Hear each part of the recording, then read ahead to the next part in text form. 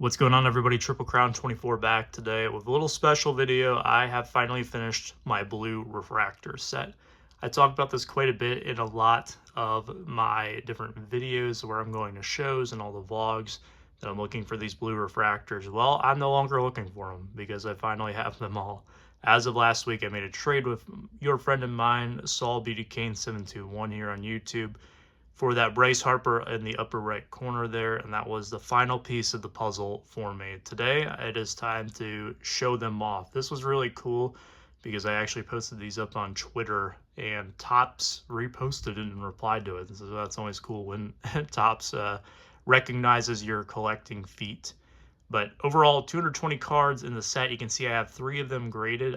What I do is I take 2.5 by 3.5 images of the PSA scans, put them into a Google Doc, add a border, making it easier to cut them out. I cut them out, put them in a penny sleeve, and then put them into my binder. That way I don't have blank spots there. That way I don't have to get the card raw still. I have the card. This is my copy of the card, or at least a picture of it, and then I have the actual card off in my PC box. Today we're going to go through the set. I want to kind of talk about the journey of it, talk about some of the funny stories behind some of the cards, and which ones were maybe a little easier, which ones were more challenging, and do a little bit of a reflection. I'll give you a couple of quick stats. This set took 375 days from the first time that I acquired one of the cards and brought it home from a show all the way until I got in that Bryce Harper in the mail. My average cost per card was $13.37, which I was pretty pleased with. I believe that is less than a Topps Chrome jumbo case. It might even be less than a hobby case. Regardless, I was pretty pleased with the cost to acquire the set. I did it for fun, of course, but I kind of wanted to challenge myself to keep it under $10 a card, which I was doing for a long time. But then when I got to some of these up here, it was kind of interesting. So let's get into it. I'll show you the graded ones at the end, but here's a picture of them. Those ones were the most difficult ones to obtain. I tried to keep all of the cards raw, but eventually I caved in and bought a couple of 10s and then made the trade for the Harper and a 10, because really it was the only one that was available when I got to the end. Harper was the last one I needed. There was a raw one sitting up on eBay forever, and then once that disappeared, there was a Harper and a 10 for $150 OBO, and I didn't think I was going to get that one, but BD worked his magic, was able to get it from the seller, then made a trade for a card that he needed for one of his sets. So big thank you to him. It's very fitting that he was the one who helped me finish it, because he is a huge inspiration for why I started it. I'll leave a link to his channel down below if you want to see, because he does this all the time, where he collects these Topps Chrome sets. The Adley rookie up there I acquired at a show last November. That was probably one of the first big rookies that I acquired. I have one of my first Tigers on there with Spencer Torkelson. Here's what it looks like with 18 on a page. I guess 9 and 9 technically. This is a Z-Folio LX if you're wondering. I apologize for the glare, but it's the best way that I can display these here. One of the most challenging parts of it was the MVP buyback cards. You see the Ohtani down here. He was one of the 2 winners of the MVP award last season. These would be good for $100 in store credit at your local participating hobby store. Therefore, I wanted to make sure I jumped on these right away, because I figured a lot of them would be redeemed. True blue refractors are always kind of, they're a staple, I guess, amongst the different color parallels out there, which makes me think that more people would have been incentivized to keep them. At the same time, though, I didn't want to take any chances. If they were any chance that they wouldn't be around afterwards, after the MVP buyback program ended, I didn't want to mess with that. There's Mike Trout down there. A lot of future Hall of Famers in this set, which is kind of cool to look back on. There's also some guys that probably won't get another Topps Chrome card in the future, like Jose Abreu is in there. It's crazy how the landscape can kind of change in just a year's time. Ronald Acuna Jr. up top there. That's another one of the MVP buyback cards. There's technically a third one that I was concerned with. I'll show you that one once we get to it a little later on.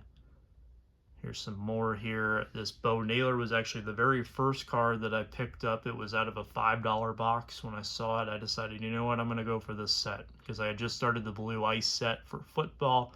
I wanted to do a baseball project at the same time. Aaron Judge there, the presumed MVP winner in the American League for 2024.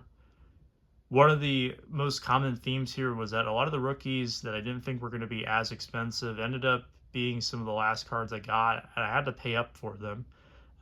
For example here, James Outman. This is one that eluded me for quite some time. I think I had to pay like $25 for this one. He hasn't really done much of anything. I believe he's down in AAA now. But that was the theme over and over and over with a lot of these rookies, even the ones that haven't really done too much, is that they were a lot pricier than I kind of anticipated. Meanwhile, some of the veterans really didn't get much love at all. Like, I think if I go over to the next page here, look at some of the names, like for example, JD Martinez, who's had a really solid career. I think that was a card I acquired for maybe $2 at most. I tried to get as many as I could for under $5, but Giancarlo Stanton, I know these guys don't have huge hobby followings anymore, but they were all incredibly cheap, and anybody that had the rookie logo on them, that definitely elevated the price. There is the beloved Javi Baez up there. Corbin Carroll, unanimous rookie of the year over here. Josh Young, so some nice names on that page. One of the more challenging cards, believe it or not, was this Ian Happ. I apologize for the dog barking in the background. This is a card that I had to buy 3 separate times. The first time that I bought it, it was never sent to me. It was a seller that kind of had bad feedback. I took a chance on it because it was the only one available. They never ended up selling it, so I had to go through eBay to get a refund. Second time I bought it was shipped the wrong card. Never got the right card. Had to return the wrong one, but I don't know what happened to the other one. Then finally, third time around, I bought the card and it arrived. It also took a detour through the postal system to add a little suspense to it. But yeah, Ian Happ, that's one that I'm always going to remember as being oddly difficult to acquire and having to jump through some hurdles to get it. See Juan Soto up there, Trey Turner, Nolan Arenado, really solid players are scattered throughout the set. Tel Marte, who's having a phenomenal season. He's really carried my fantasy baseball team this year. Some future Hall of Famers on here. Probably Machado. I would say he's up there. Verlander as well. Keep moving along here. Albert Pujols, this will be his final playing days. Topps Chrome card. I know technically he didn't play in 2023, but you get what I mean. Mookie Betts over here. This is the one I wanted to mention. He actually passed Acuna at one point in time last August on all of the sports books for MVP odds, which was very interesting because he had that absolutely insane month of August where I think he had like a 1400 OPS or something. For a while there, I thought Mookie may actually surpass Acuna in the voters' eyes as well. Now, in hindsight, Acuna absolutely ran away with it, but I didn't take any chances. I paid incredibly strong on this Mookie because I was kind of concerned for a minute that if he kept playing like he was in August, that he might actually be the MVP, which would make this card a little more difficult. So, like I said, technically 3 of them I kind of had to pay strong on due to the MVP buyback program, even though obviously that never came to pass for Mookie. I got asked on Twitter when I posted this up what was my favorite card in the set. Most of you know the answer already. Of course, it's Miggy. He actually isn't in the 2024 release, which is kind of odd because he does have a 2024 flagship card. Normally when they do that for guys after their final season, they also make it into the Chrome release, but for some reason they didn't do that with him. This will end up being his last playing days Chrome card, which adds a little more specialness to it. There's the second year Bobby Witt with the cup down there. Another Tiger in the set, Riley Green, who has been phenomenal this season. Logan O'Hoppe, the second to last card I acquired, another one that for some reason kept eluding me over and over and over. I don't know what it is. He's a really solid ball player, but not a guy that I would think has a ton of hobby love. And I was greatly mistaken about that because trying to get that blue refractor was not easy. There's Joey Votto as well. His final Reds card, he is in 2024 as a Blue Jay. that'll be kind of a funny card to probably look back on 10 years from now. Nolan Gorman on this page, Hunter Brown, guys that have shown flashes. Hunter Brown's actually been playing really well post All-Star break. That was one that was challenging in the beginning. I got outbid on several of those, I remember. Julio Rodriguez, second year as well. Kind of a cool one with him losing his helmet, running the bases. Final page here, Jordan Walker up at the top has been back up and down from AAA in the major leagues this year. Definitely has not lived up to expectations, but last card in the set there, Paul Goldschmidt to round it out. Then I will quickly pull over the slabs since I'm running a little long on this. There's Gunnar Henderson. This will go down as being the best card in this set.